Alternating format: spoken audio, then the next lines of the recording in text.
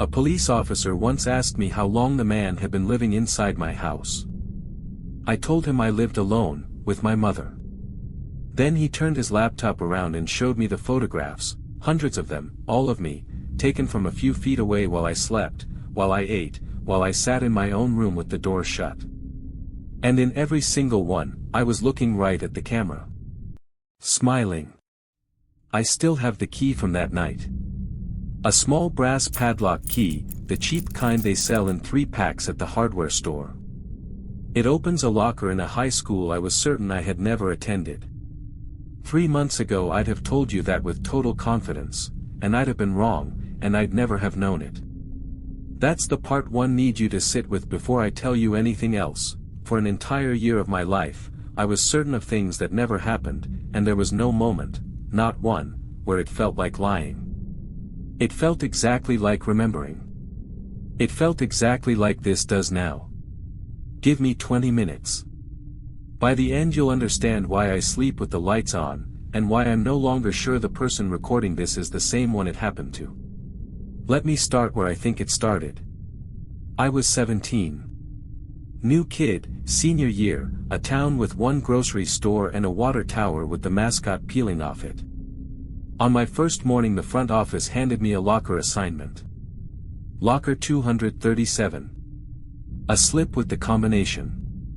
The combination didn't open it. I tried 3 times. So I went back, and the woman at the desk frowned at her screen and said, "That's odd, it says you've had that locker since the start of last year." I told her I'd just moved here. I'd never been in the building before that morning.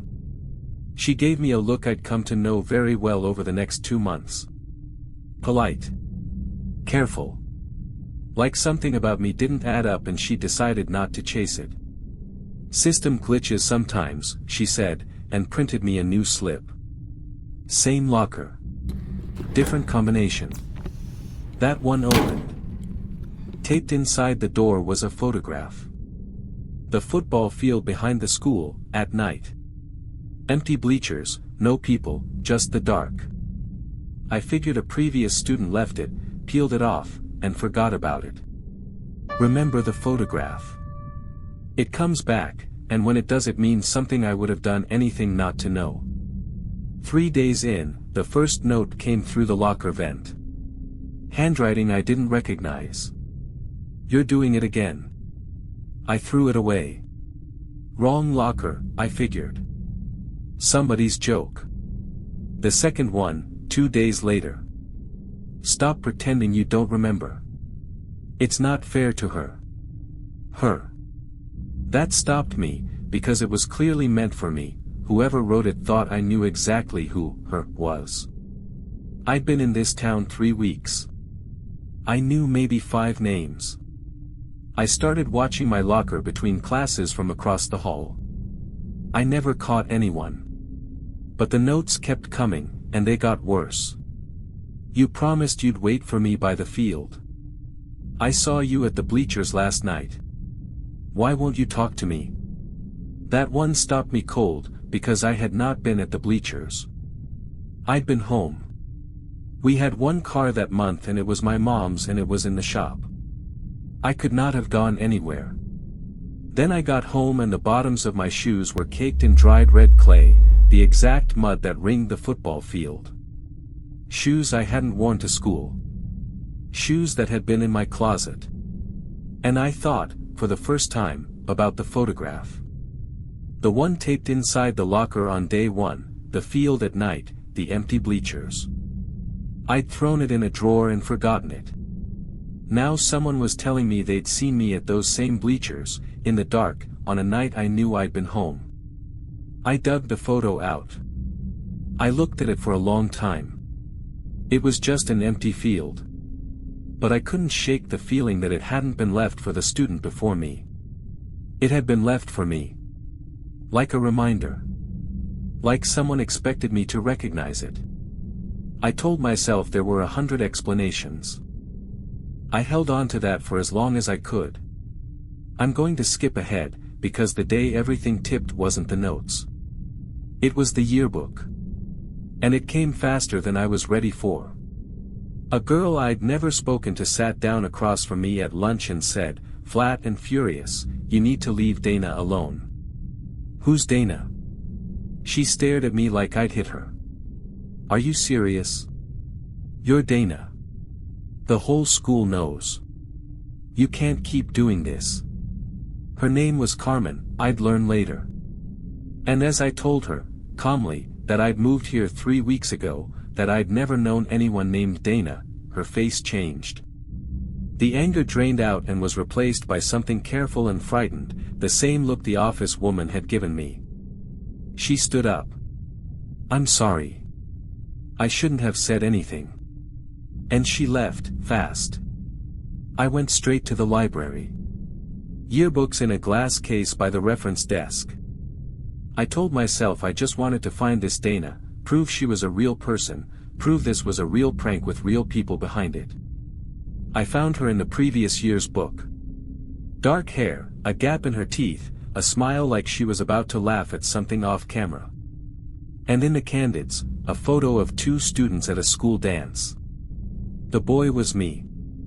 Not someone who looked like me. Me. My cowlick.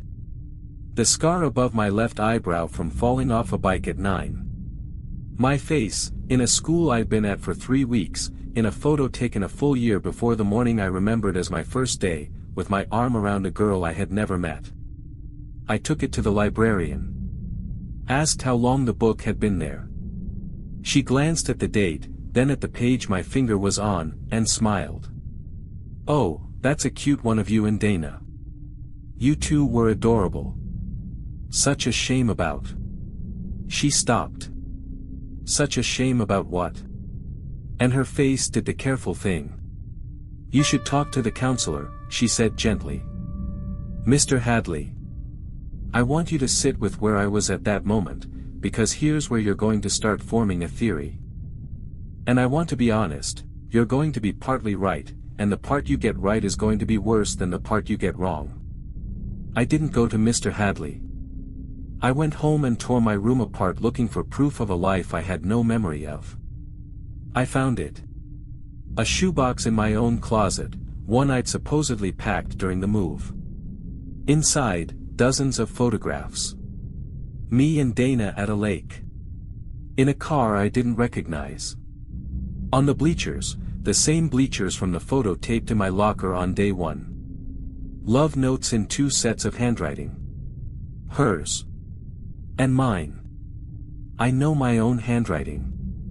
The paper was soft from being folded and unfolded 100 times. And a strip of 4 photo booth frames, the 2 of us making faces. On the back, in my writing, a date. 18 months ago. 18 months ago I was certain I'd lived 2 states away. I was sure I had, a whole documented life somewhere else at that exact time. Both could not be true.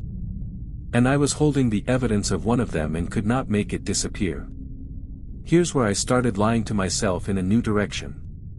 Because the obvious explanation, the one you're probably reaching for right now, is that someone built this. Someone planted the box. Someone faked the handwriting, doctored the yearbook, ran an elaborate campaign to convince me of a past that wasn't mine.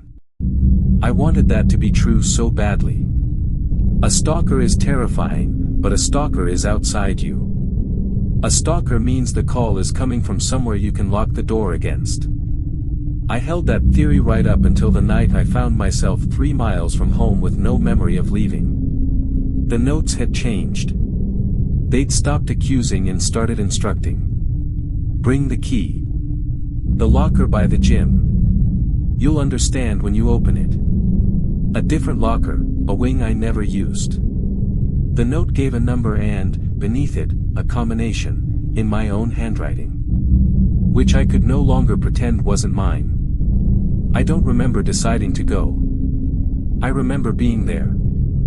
2 a.m., the dark gym hallway, the key in my hand, my socks soaked through, the red clay mud on the same shoes again. No memory of leaving the house. No memory of the 3-mile walk in the cold. Let me tell you what that specific fear is, because it's not the fear you think. It's not being chased. It's arriving somewhere and finding evidence that your body has been living a life your mind kept no record of. A stranger in your house, you can run from. You cannot run from the thing that has the keys to you and wears your shoes while you sleep. My hands knew the combination even though I didn't. The locker opened on the first try. Inside was a phone. Old, cracked, but charged. It turned on. And the gallery was full. Hundreds of photos. All of me. Some clearly taken by someone else, me through a window, me asleep, me in the school parking lot. That was the stalker. That was the theory I was clinging to, and for 1 second I felt almost relieved, because see, someone is doing this. Then I scrolled down. The recent ones. That month. That week. And in those, I was holding the camera.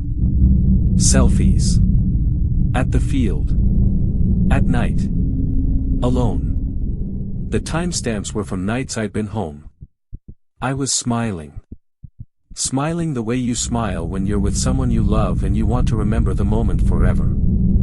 On nights I had no memory of leaving my bed. On nights the mud appeared on my shoes.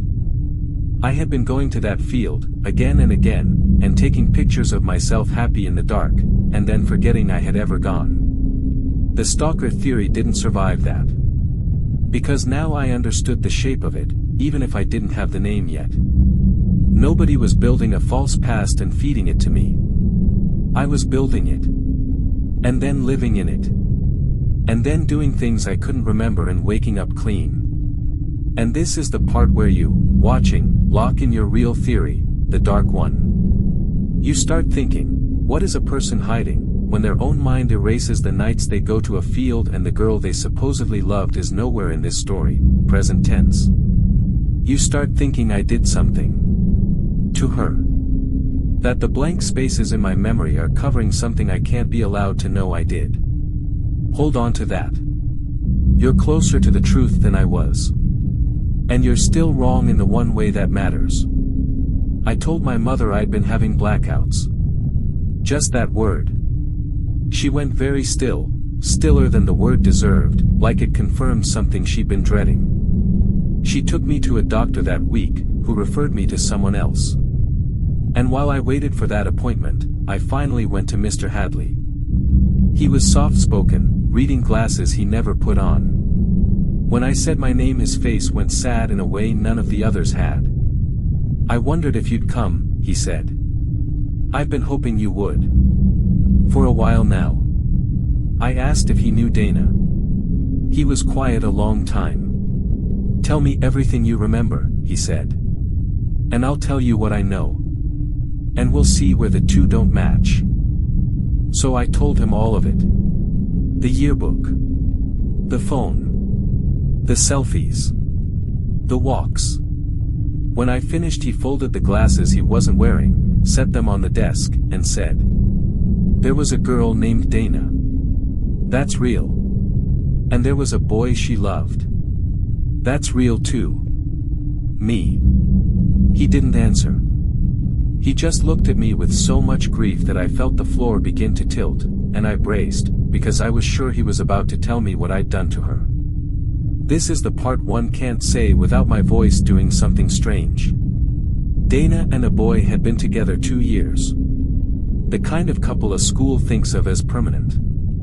And the previous spring there had been an accident. A car. The field road, late, the red clay embankment that turns to mud in the rain. Dana died. The boy had been driving. He survived.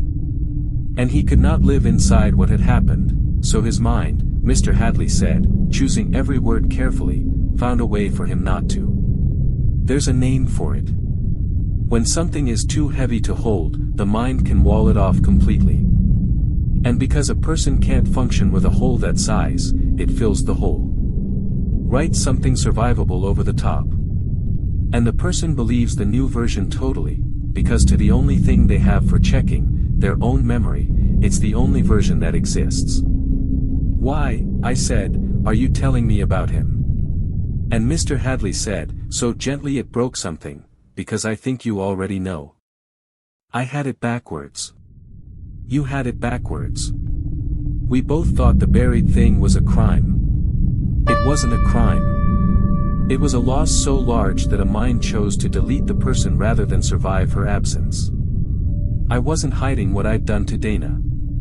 I was hiding that Dana was gone, and that I'd been the one driving, and that the cleanest way to not have killed the girl I loved was to construct a life in which I had never met her. That I went home and asked my mother the exact date we moved into our house. She didn't answer like someone recalling a fact.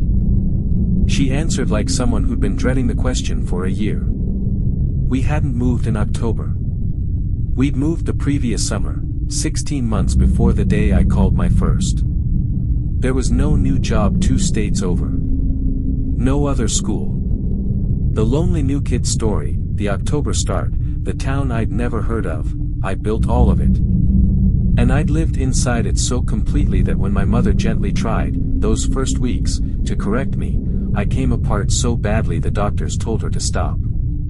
To let me find my way back on my own. To not tear the wall down from outside. I had been a student there over a year. Locker 237 had been mine the whole time, exactly what the office computer said on the day I swore was my first. The boy in the yearbook with the scar above his eyebrow wasn't someone who looked like me. He was me. The photographs were real because I'd been in them. The love notes were in my handwriting because I wrote them. And Carmen wasn't a stalker. She was Dana's best friend, watching the boy who'd loved Dana erase her from the earth. The notes weren't threats. They were someone screaming, trying to wake me up. You're doing it again. It's not fair to her. It wasn't. I'd taken the one person who loved Dana enough to keep her, and I'd deleted her, and called it a fresh start. The walks I couldn't remember weren't a stranger and weren't blackouts. They were the part of me that still knew. Going back to the last place we'd been together.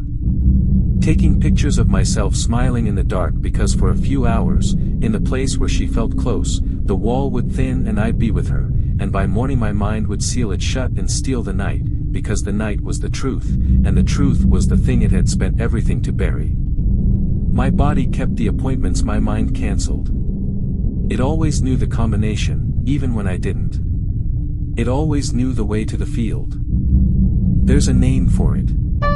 Dissociative amnesia, with confabulation. When the mind can't reach a real memory, it doesn't leave the space empty, it fills it, with something that feels exactly as true as anything else you know. You don't experience a gap.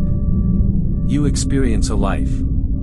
It has weather and Tuesdays and a first day of school in October, and not 1 second of it feels invented, because to the only instrument you have for checking, it isn't. I take the medication now. I see someone twice a week. The October story has mostly dissolved and the real one comes back in pieces, and every piece hurts more than the fiction did. That's the trade. The fiction was kind. The truth is mine. I keep the key. Locker 237. The one object identical in both versions of my life. It was telling the truth the whole time. I just couldn't read it. But that's not why I recorded this. I recorded this because of something the doctor said almost in passing, the kind of thing a person says without realizing they're handing you something you'll carry forever. I asked her how I could ever trust my memory again. How I could be sure what I remembered was real. She paused a little too long. Then she gave me the honest answer instead of the kind one. You can't, she said. None of us can. You just found out the way most people never do. So here's where it leaves me, and where it leaves you. I once believed an entire year of my life. A whole town. A first day in October that never happened. I believed it the way you believe your own name. No flicker, no seam, no doubt, simply the truth, until the day it wasn't. I remember recording this. I remember every word of it being true. But I remembered October too. And there is no place I can stand, outside my own mind, to check. So I'll leave you with the only question I have left, the one that keeps the lights on, the one I'd like you to sit with after this ends, because I don't have the answer and I no longer believe anyone does. How sure are you, really, about the things you remember?